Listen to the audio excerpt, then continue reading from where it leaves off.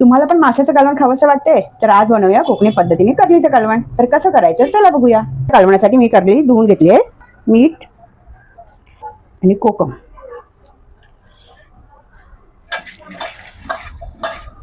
ओलं खोबरं, लसूण पाकळ्या, 1 चमचा धने, हळद, मिरची पावडर, टमॅटो, कांदा, थोडं मीठ वाटून घेते. आता हे वाटून झालंय. हे बघा असं बारीक वाटून घेतलंय. तेल, लसूण पाकळ्या फोडणीला देते.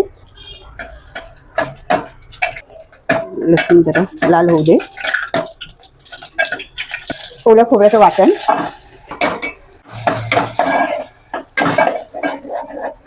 पाणी,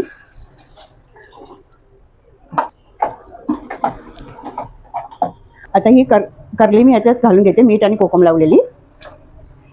आता त्याला चांगली उकळी येऊ दे. करली हा मासा खायला एकदम चविष्ट लागतो. त्याचा कालवण आणि रस्सा आणि फ्राय पण छान लागतो. कालवण उकळायला लागले त्यात मी एक कोकम घालून घेते. आता चांगली उकळी आली. आता करलीचं कालवण तयार झालंय. व्हिडिओला लाईक करा, चॅनलला सबस्क्राईब करा. तुम्ही पण असं मस्त कोकणी पद्धतीचं करलीचं कालवण बनवा, खाऊ घाला.